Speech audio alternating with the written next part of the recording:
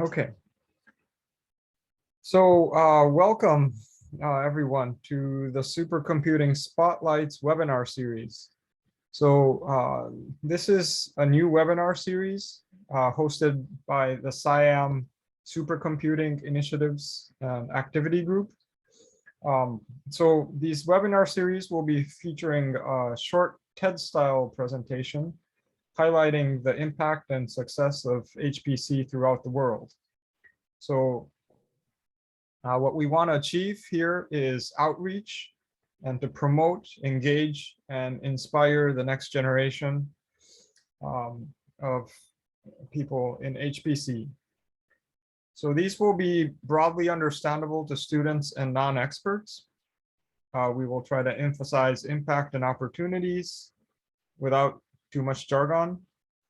And we will invite speakers from industry, academia, national labs, etc.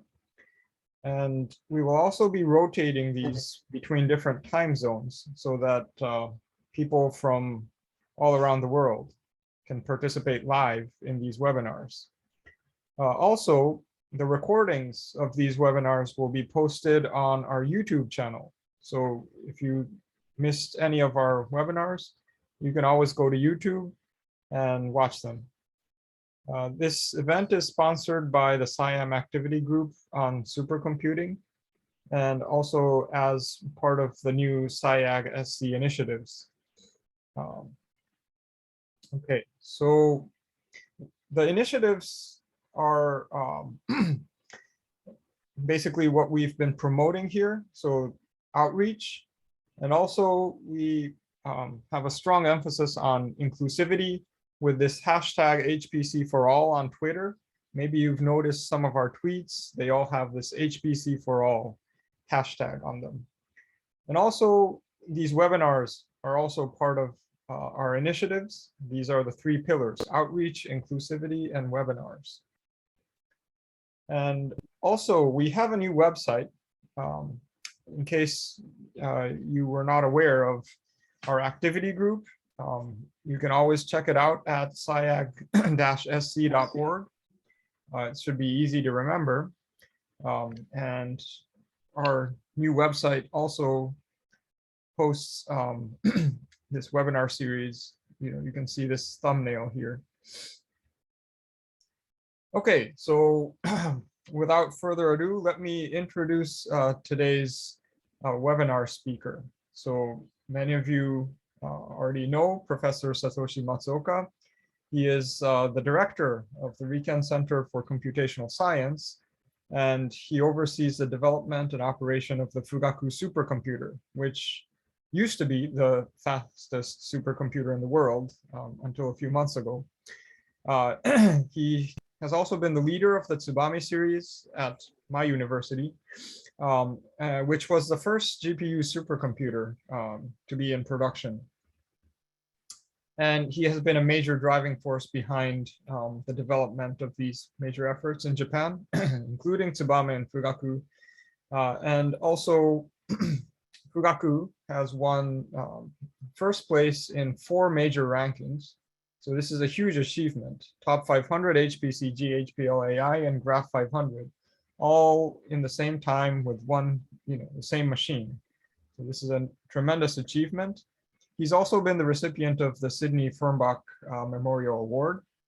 And more recently, he has been awarded the Medal of Honor with Purple Ribbon from the Emperor of Japan. So a very prestigious prize in Japan has been awarded to today's speaker. I could go on about the achievements of Satoshi, but I don't want to take up too much time. So maybe I'll stop my screen sharing here and let Satoshi transition into his screen sharing. Okay, so thanks for a very kind introduction, Rio. I'm Satoshi, and today's a TED style, so I have to break out of the mold and kind of speak with waving my hands and being like a, I don't know, celebrity-like kind of presentation, which I usually don't do. And again, let me break out of the mold and see what happens. So do you see my screen?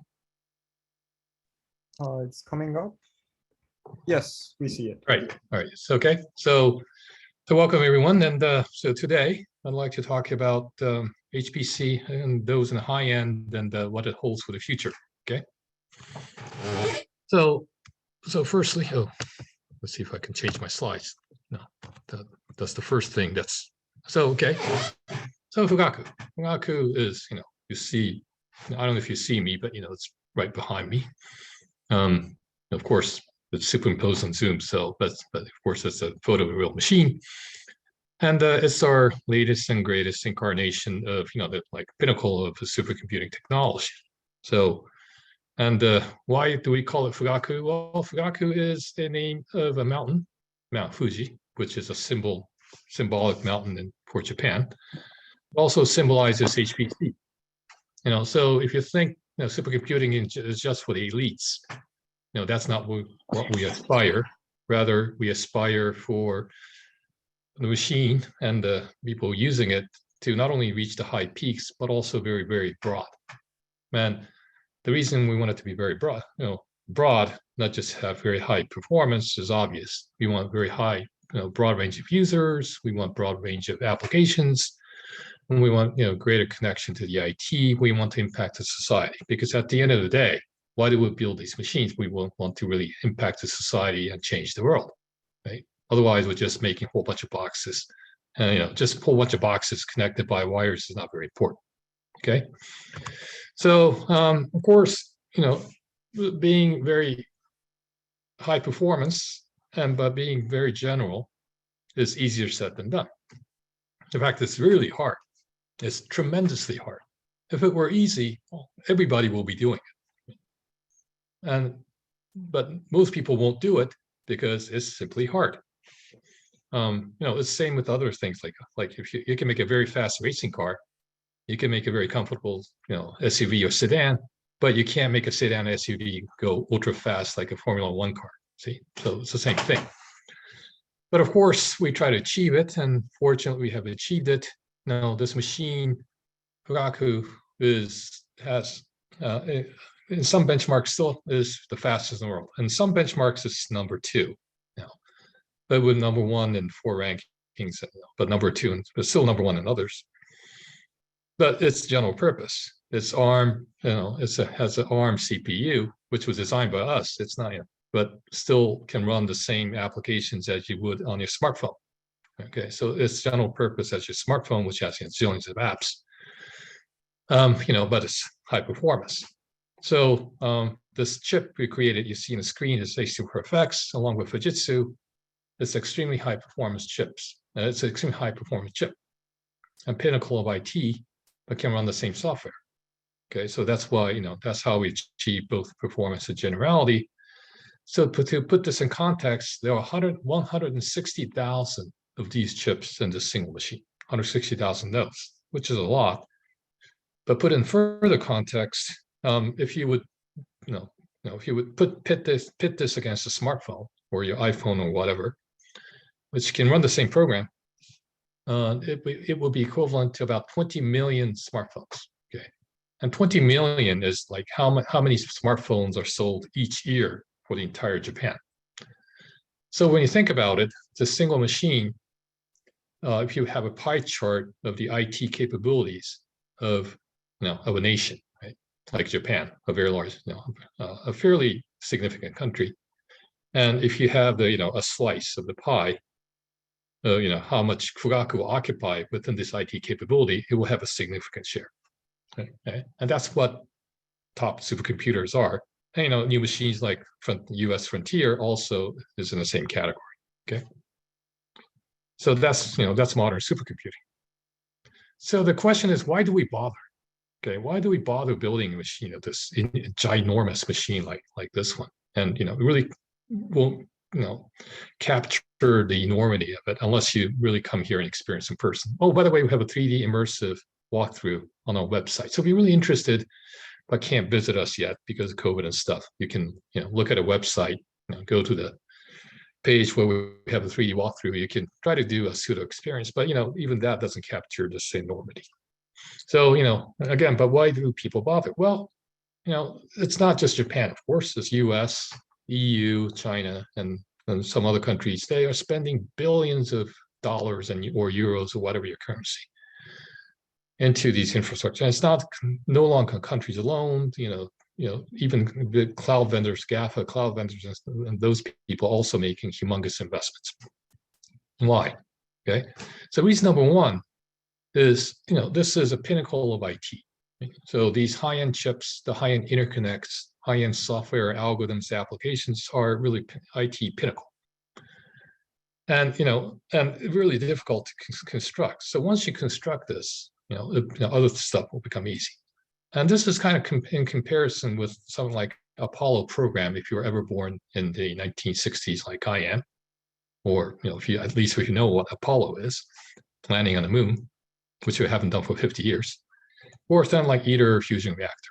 Right? So these are kind of projects that are so hard that a single company may not be able to take on the full responsibility. Even Fugaku, which was co-built with Fujitsu alone would not have been able to build a machine like this because it's just too difficult, too risky, too much of an investment. Right? So it had to be an investment from the government and working with the top scientists in Japan and other places. And also, it has a very high return on investment. So Fugaku as a national asset, it costs about $700 million just for the machine to build it. And with the development, it costs more than $1 billion.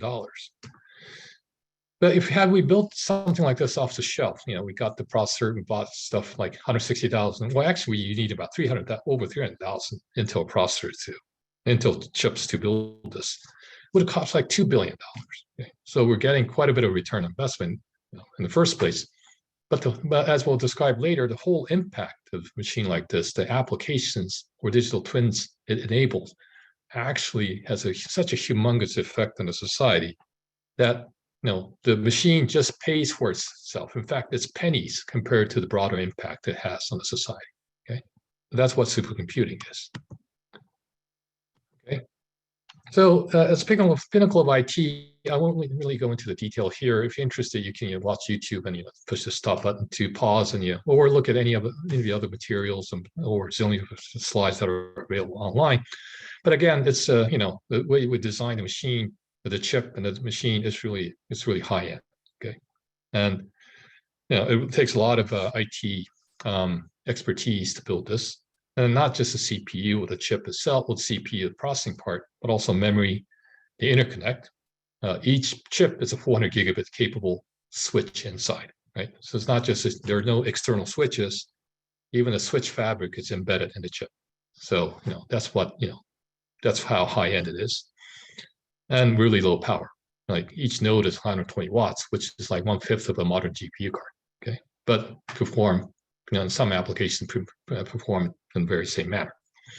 So it's pinnacle of IT, and as a result, this is a older ranking, as Rio said, in some of the rankings circa June, the U.S.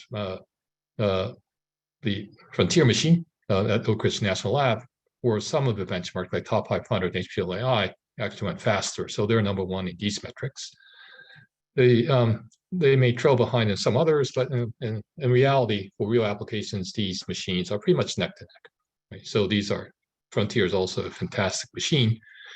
But this results. But what the point of Fugaku is, it not only excels in one metric, like one class of algorithm, but kind of broadly spans across many facets, many algorithms, different types of applications that's represented by these benchmarks. And this is all important because at the end, why are we building these machines? There was a second reason is, of course, this has from the application perspective, has a huge societal impact. And for that, of course, it has to be a pinnacle in that respect too. But if you just excel in one benchmark, let's say a top 500, which is, the dense matrix multiply at the kernel, you only, you lose like 80 or 90% of the remaining applications in terms of the representation. So Fugaku had to excel in all benchmarks and continue to do so the past ever since its inception, because it's a machine designed for very broad sets of applications. Just so happens that we try to be best or at least one of the best across applications, is just in one sense, it's a coincidence that we excel very highly across all benchmarks, but it's really a artifact of us trying to be best in all applications, okay? And that's what you really need in a modern supercomputer. It's not just machine for special elite running one single application. So in fact, the real target for Fugaku was a real app, real sets of apps. And these apps represent like health and medicine, environment, disaster, energy, materials, manufacturing, and you probably heard these keywords before. They're like sustainable goals of the society, along with basic sciences. And the goal was to achieve nearly 2 orders of magnitude compared to the predecessor machine to this, which was a K computer built about 10 years ago. But in 10 years, achieve 2 orders of magnitude improvement in performance. And that's important for sustainability and so forth. And also as a basis for the digital twins. So why do we talk about digital twins? Well, digital twins is like a simulation done with traditional classic simulations, but also with AI, modern other methods like empirical methods like AI, but really to have a digital digital twin in cyberspace, replicated in cyberspace, to solve all these difficult societal problems. And it just happens that the goal of what's the digital twin, basically Society 5.0 in Japan, is to achieve digital transformation of the society using these digital twins. Now, so happens that the reason why Fugaku was built was also to enable these digital twins. So, and digital twins, in some senses, to realize digital twins in cyberspace is simulations and AI are methodologies to implement these. So it's no doubt, and it's no coincidence that machines like Fugaku and others like Frontier and all these big machines are being facilitated to realize these digital twins, and thus will become mainstream for solving problems, mainstream infrastructures for solving the society's most difficult problems. I'll skip this slide because it's just too much of a software stack thing. Okay, so I could spend several hours describing many applications that Fugaku has enabled, but I just focused on a few. Okay, one is in terms of digital twins. One is SARS, COVID, which of course basically was a huge damage to our society, and of course supercomputers were deployed in order to solve this, including Fugaku from its pre-production days before it was fully deployed. But what kind of digital twins do we create? Well, obviously, one category of digital twins would be something like directly related to the virus, as you see on the left-hand side. Like how do different strains of COVID bond more strongly to your human target as opposed to others? What's the mechanism? Or what are the dynamics of the virus RNA in terms of attaching to human cells? So there's been Fugaku's been or what are the effective drugs in order to counter these attachment of viruses to targets? Okay, so what are the preventive drugs, especially from the existing drugs? Like there are 2,000 drugs, like existing drugs in total in the world. So these were obvious targets for Fugaku. So digital twins of the SARS-CoV virus, as well as the substances, were created virtually inside Fugaku, and various types of simulation methods were used to investigate these. And also these were done in other supercomputers in the world, okay? But there are more to that. So you can become more macroscopic and think about, okay, how do these viruses transmit between people? Okay, so why do we wear masks? Well, why do we have ventilations? Okay, because these transmit by air, by in particular, to be more exact, through aerosols that are emitted from my mouth. I'm emitting aerosols right now. Of course, fortunately, probably doesn't have COVID virus inside, but for people who are infected, they will spit these things out. So we need to simulate these in order to have a good countermeasure, or we can even go bigger and think of the whole society. So when we have lockdowns, and unfortunately, during the early days, many societies locked down.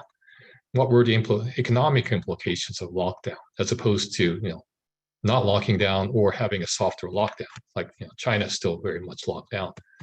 What's the damage? Okay, so all of these things can be simulated, and for this COVID aerosol simulation, we won the 2021 ACM Gordon Bell Prize, the category, special category, because there was a huge impact to the society with respect to the simulation that we had done regarding this transmission. Okay, and I'll give you a little bit more detail. Okay, so I don't know how well you can see the video, but hopefully it will play out. Okay, so basically, when someone coughs or sings in karaoke with a loud voice, do whatever, they're spitting, your saliva, which it turns into a droplet in aerosol. As you've seen in the animation, the red color stuff just fell over instantly. So these are big droplets. Okay, so they're heavy, so they drop. But some are lightweight, so they go a longer distance, for about a meter in distance. So that's why the social distance is about a meter. But some are smaller, or some of the bigger particles, as they travel through the air, they evaporate, and they turn into these microparticles, which are aerosols. And aerosols, as you can see in this animation, persist for a long time in the air, for hours. And if you're on the other end, you inhale this, then chances are you might get infected. Okay, so that's how and that's why masks and ventilations are important. And of course, we've known this for a long time. But you can, if you remember some time ago, in the very beginning of this COVID pandemic, WHO was saying, well, maybe masks were not very important. They might not be very good countermeasures against infection. What? Are you guys kidding? Right? I mean, if you say that now, people think you're out of your mind. But of course, we know this, but at the very beginning, people didn't know. Even the experts didn't know. Okay, so it's because the science simply lacked this resolution of simulation capabilities. Okay, so that's why supercomputing simulation was important, but also the methodologies. Even for traditional supercomputers, we lack this. We lack the capability. Fortunately, on Fugaku, the group led by one of our team, Dr. Tsubakura, who's also a professor at Kobe University, his team was developing these high-performance computational fluid dynamics code, which was, used in industrial simulations of significant scale, okay, or resolutions way beyond what the commercial software can do. One of the things they were doing is a simulation of combustion engines. Okay, so we have an internal combustion engine. What you will have is, you have this, combustion. The animation's not playing very well, but hopefully it will. And you have an injector that will spew the gasoline or diesel fuel into the combustion chamber, and that's how you have and you ignite it somehow using spark plugs or for natural combustion, natural ignition, and that's how you obtain combustion energy. Now the group noticed that this exact physics is the same as someone coughing and spewing aerosols all over. Exact same physics. Okay, so I thought, okay, maybe we know nothing about COVID. Okay, but we know physics and we know how to simulate it. We know high resolution, the capabilities, and we can create all these digital twins of societal simulate situations, maybe better than anybody, and with a machine to do it. Why don't we go and do this? And of course, we talk to the experts and stuff, virologists and epidemiologists, but still, they don't have they have the expertise, but they don't have the capabilities to do what we can do. And we have the expertise. And if we talk to the experts and collaborate, maybe we can create all these digital twins where nobody else was able to before. Okay, with the power of the top-end supercomputer and the methods and algorithms and applications on top of it. So they team up with all these collaborators from construction companies to aircon companies, various institutions, airlines, Toyota vehicle companies, transportation companies, trains, class to simulate basically many of these conceivable situations, and also work with the government agencies to basically replicate all these societal situations, okay, in high resolution, and put an infected person in there as digital twins, and see how the things spread and how people get infected. I won't go into details of the techniques here, but basically they were able to even calculate the probabilities of infections at a fairly good resolution, given all of these societal situations you have, from classrooms to restaurants to karaoke boxes to and wearing a mask or shields, face shields, theaters, being on planes, crowded trains, and so on. Okay, thousands of societal situations. Okay, and then of course suggest proper countermeasures. And this was carried in many news articles, on newspapers, TV, various websites, social media, and so forth. In fact, the one you see in the middle, the person pictured there, was the minister responsible at the time for COVID countermeasures. So he gave personal endorsement. In fact, the prime minister gave a personal endorsement for people to listen to Fugaku's results. Okay, and this was to us really, of course, we're very happy that we're able to contribute, but also, this you have to realize this is a digital twin. Okay, so it's not real. It's cyberspace. It's in cyberspace. But people trusted what's happening and visualize, because these aerosols are invisible. That's why people had unfounded fears, or they were too overconfident. Some people refused to wear masks, even in initial stages, or people got infected unknowingly because the room was poorly ventilated and all that. But people saw this, and they saw this as a reality, the accurate reflection of the reality, and took actions accordingly. Okay, to counter themselves, to protect themselves, wear masks, ventilate, etc., not to get infected.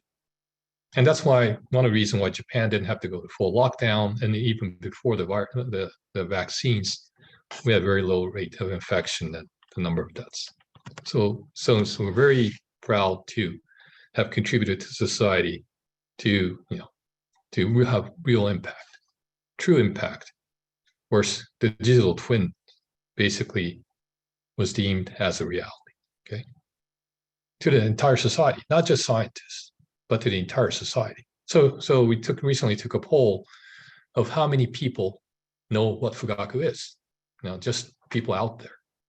And about 70% of the Japanese population know what Fugaku is. Well, of course, they know it as a supercomputer. I don't know if they know the details. That's probably a lot higher than most people, and most of the stuff known out there in public. Okay, 70%, which is an amazing number. Okay. And of course, this also leads to new sciences.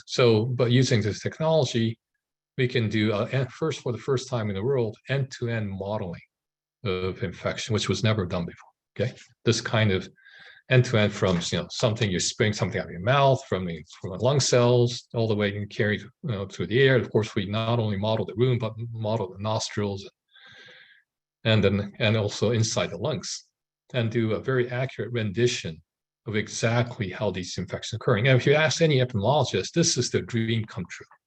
Okay, because they can't even experiment any of these. Okay,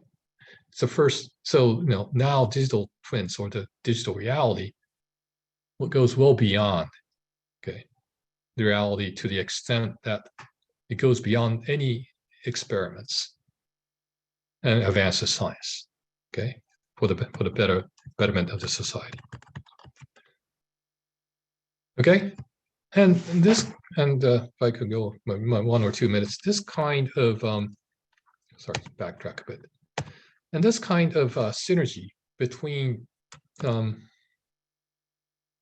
digital twins using, or in this case, using first simulation, but also empirical AI-based prediction, and also lots of data instrumentation, will become the norm.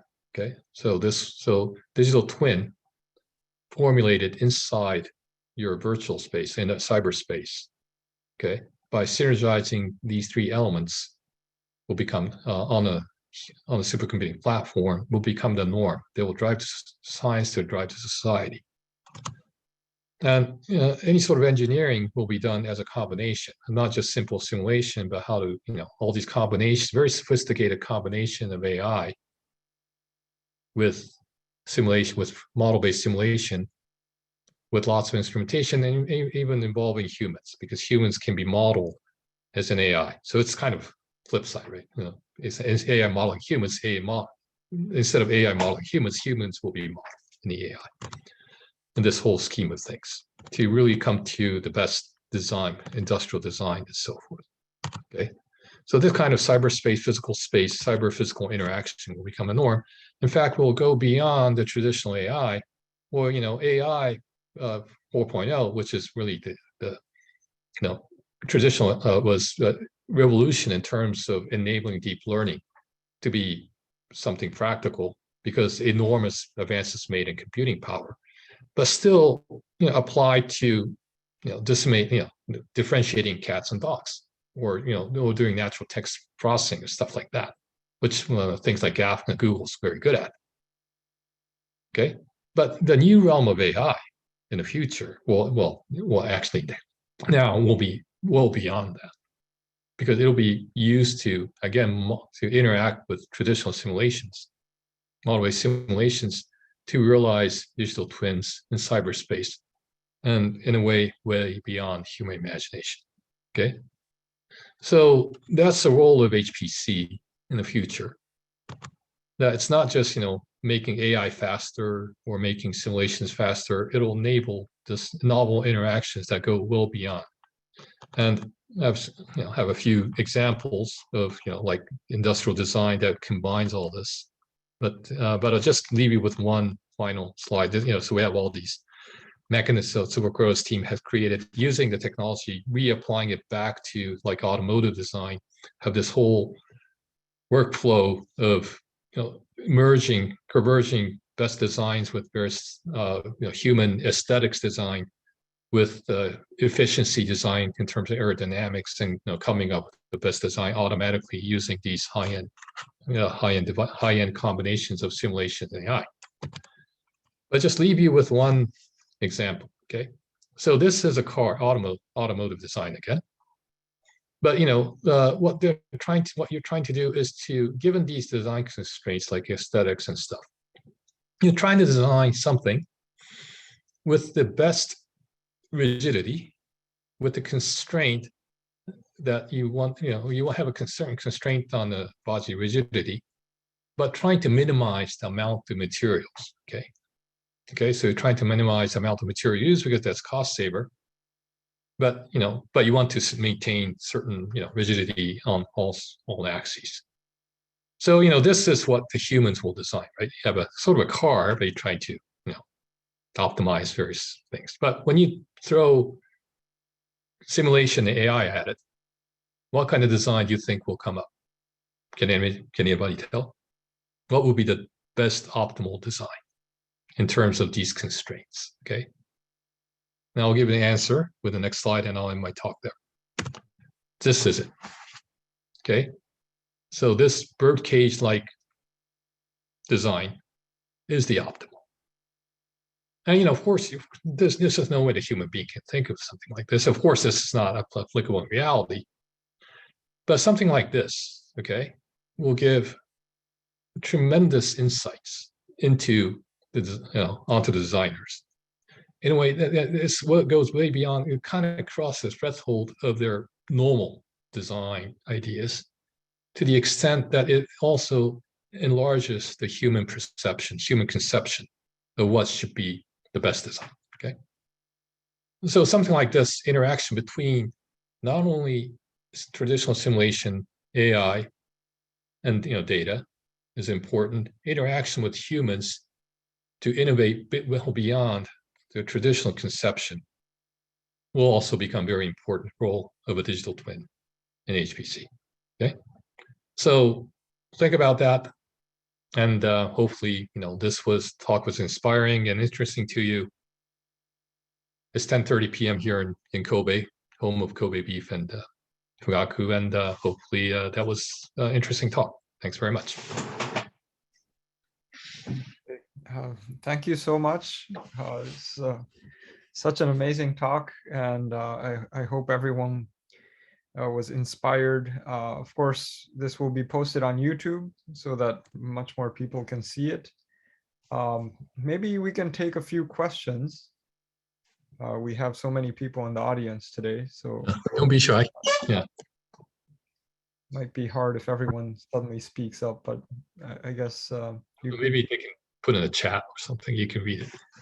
yes, you could type questions into the chat, or you could just speak up.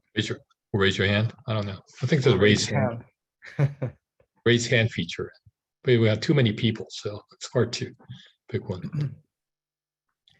So I actually have one slide that we wanted to show. So, well, maybe I don't need to show the slide. There's actually a survey for feedback on this seminar. So before you leave, I've typed the link into the chat window. Please follow this link and fill out this quick survey for today's spotlights, so that yeah, we can get some statistics of who actually participated. Okay. In the meantime, I think someone is trying to ask a question. Roman? Roman? No. Oh. It was very interesting. Of course, it was so interesting. So. Oh, by the way, you can apply for time with Fugaku. So any of you, so you're interested. Yeah. One question. How can heterogeneous hardware HPC systems contribute to addressing broad range of applications? Okay. Okay, so heterogeneity. Okay. So firstly, heterogeneity is fundamentally bad for any computing, right? You don't want heterogeneity if you can avoid it, you don't want heterogeneity, right? So why do we have heterogeneity? Well, because we don't have a choice. Okay. So how do you know if you don't have a choice or not? Well, you know when certain workloads, well, different workloads have different characteristics. And some are compute bound, some are like bandwidth bound and so forth.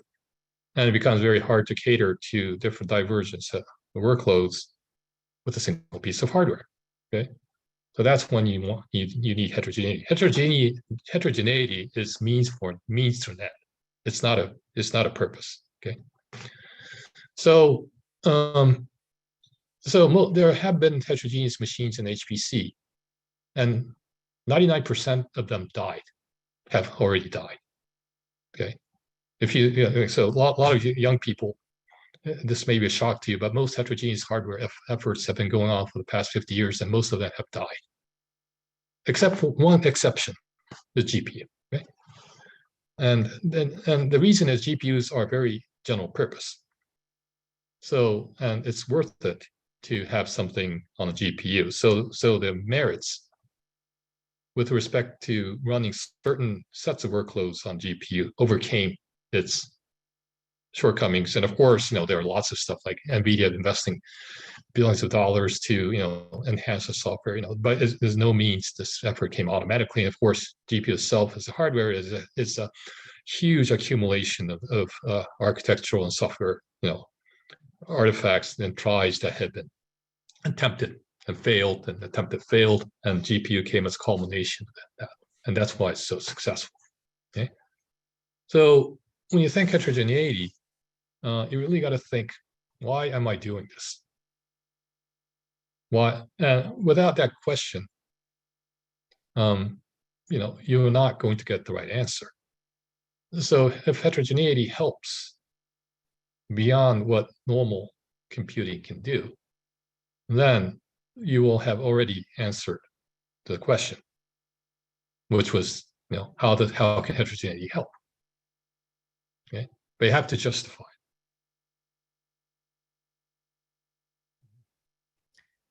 Okay, we're getting many questions. The next one is, building such a facility is obviously a complex and expensive endeavor that very few countries can afford. How can Fugaku facilitate science across the world, especially to those that can't afford, but still need the tremendous societal benefits? Well, a machine like Fugaku, and also it's true in other countries as well, these high-end resources are not only available within the country, but typically available to other parties. In the case of Fugaku, you can apply for time on Fugaku. It doesn't matter. You don't have to be a Japanese citizen to apply, okay? Or belonging to a Japanese research institution or to apply for time on Fugaku. And in fact, we have programs where, especially for like ASEAN nations and also including Singapore, to have people submit to Fugaku, and we help them to do so. And there are a total of 16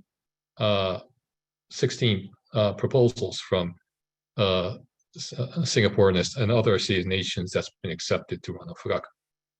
So, there are programs like that. And also, if you collaborate with, researchers in region, that's also will be very helpful, right?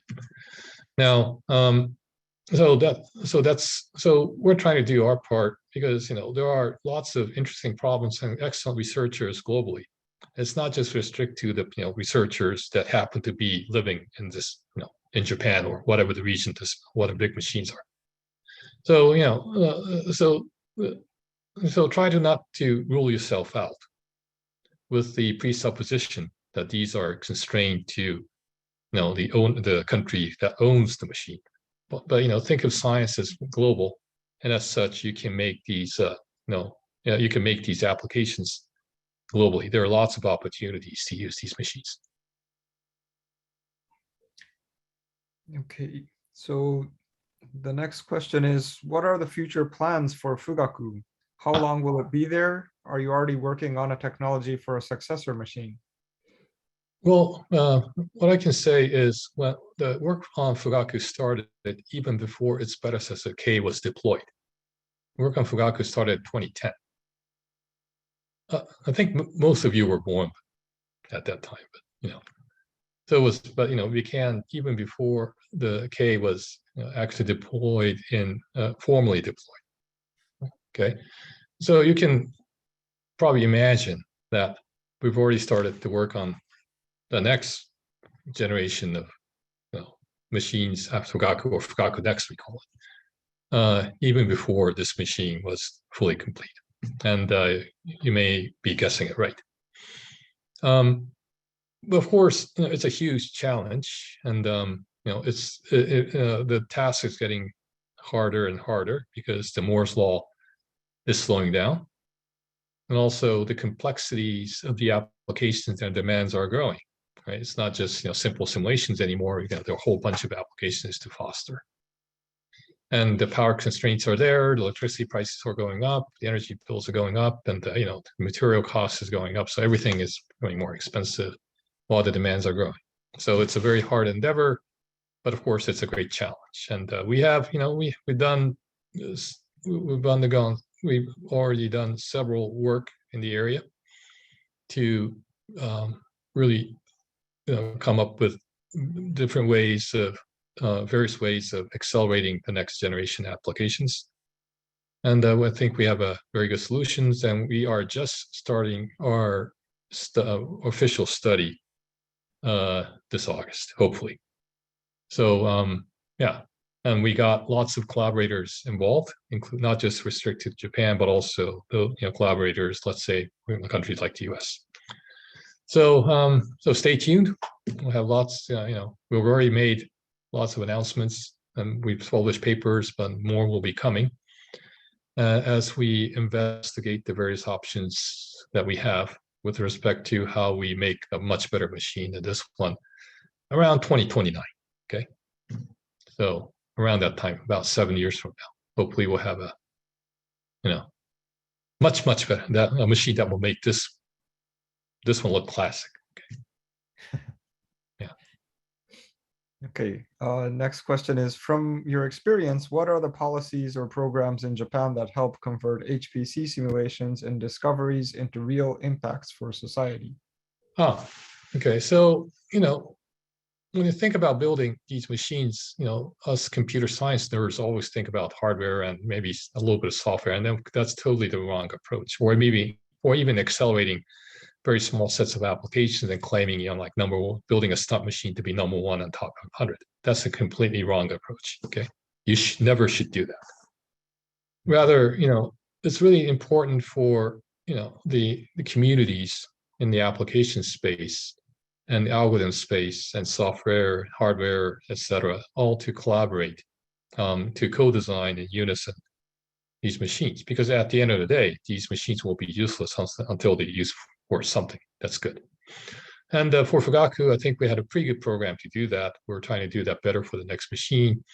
But it's really important. And somebody should turn the microphone off. But we really, yeah. All right. Yeah, I muted. Yeah. But we really, our center, for example, my center is composed of, half our people are like from the application space and half are from the computer science space. And they talk and try to make them talk to each other very well, okay, extensively. And that kind of environment, if you're in the application space or if you're in the algorithm space, really talk to the other people. Or in your computer science space, don't be confined with your little segment where you think you're just doing those little sliver of computer science stuff, but talk to all the smart applications people, because they got fantastic problems and great ideas. And the way we build these machines is an extension of such efforts in a very collaborative community fashion. So go out of your the little tiny shells and really go out to the world. It's a big ocean out there with lots of smart people to engage with, and you'll get lots of great ideas. Otherwise, you can't do anything like this of this magnitude. It's really but of course it's an effort to talk to people with their very different languages, right? Domain expertise, but it's very rewarding in the end. Okay, maybe a few last questions. So there's one on quantum computing. So how does quantum computing impact typical supercomputing? What kind and level of research is going on in quantum computing? Okay, well, quantum computing and traditional supercomputing go together very well for many reasons. Okay, at RIKEN, we have our center's high performance computing center. Okay, Computational Science Center. We also have another new center, which is Center for Quantum Computing, and we collaborate a lot between the centers for many reasons. One is, of course, you need supercomputers to simulate a quantum computer because none that are tangible is built yet. I mean, there are a few that are low number of qubits, lots of errors, but they're not useful for real stuff. For real algorithm development is being done on simulators, which typically run on these big machines. Okay, so and also you need maybe device simulation, which will be done on this. Or you need to see, where can you get quantum supremacy? Then you need to compare with real supercomputers, and that's what you typically do.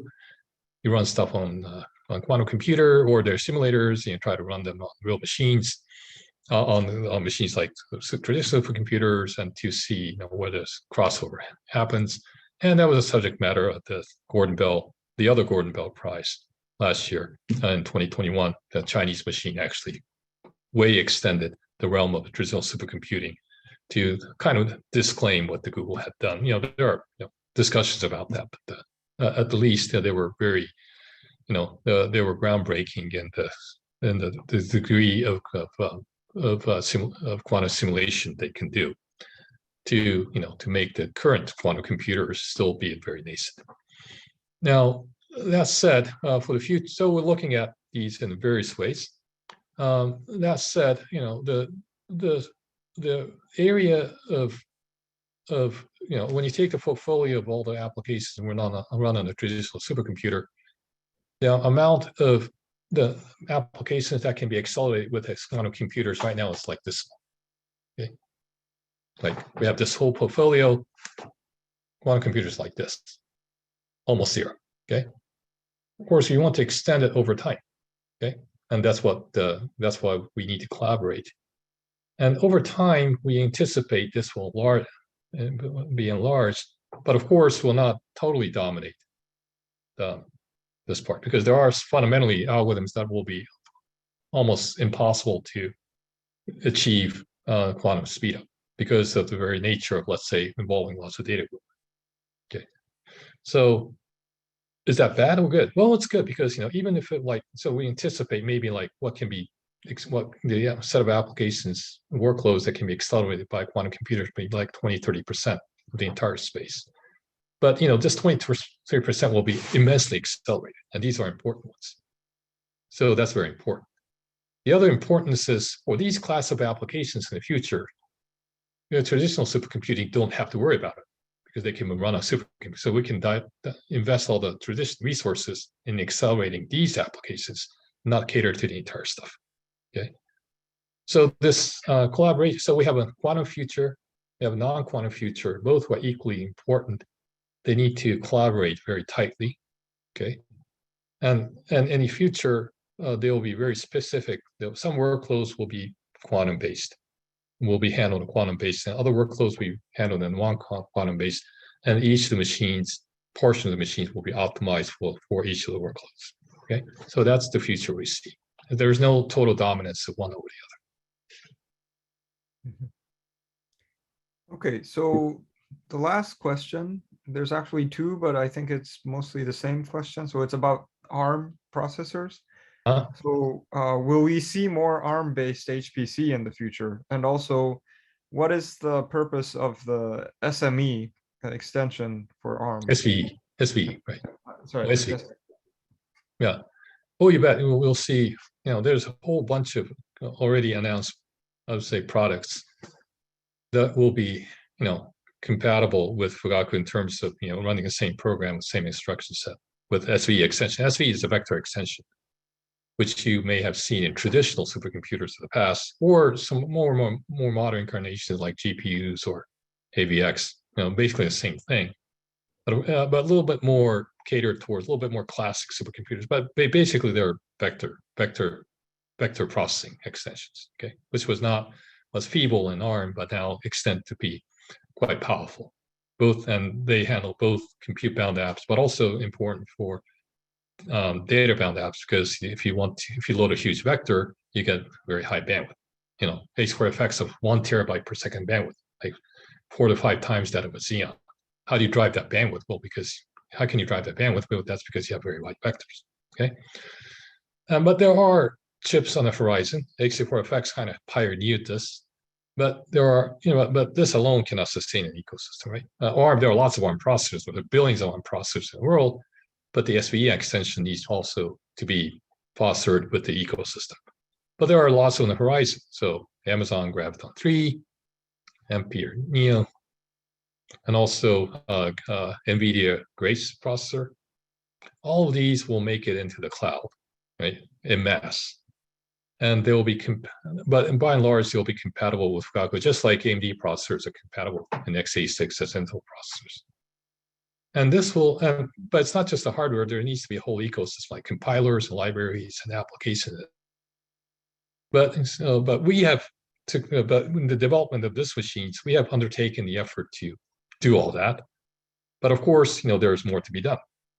And it'll be a community-wide effort involving all those people who will be using the ARM SVE high-end extensions on Amazon C7 Graviton 3 instance, on Azure instance, again, using SVE on Ampere processors, or any other cloud, or any other clusters of supercomputers running NVIDIA Grace ARM processors. Okay, so there has to be a community-wide effort to populate the already rich, but even make it even richer in terms of all these, software ecosystem.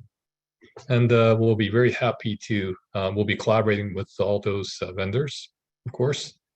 But we want, if you're interested, you're very welcome to participate. because we always need, because the software ecosystem is never done, never finished. Well, that said, being ARM, of course, helped us to quickly migrate and port lots of applications over already. Okay, so it's really, so at the end of the day, ecosystem, it's not about the hardware. Okay, again, it's I said earlier, heterogeneity is means to end. So is being ARM, but the means, being ARM is to establish a very widely and utilize the already established very broad software ecosystem with wide proliferation of HPC. Okay.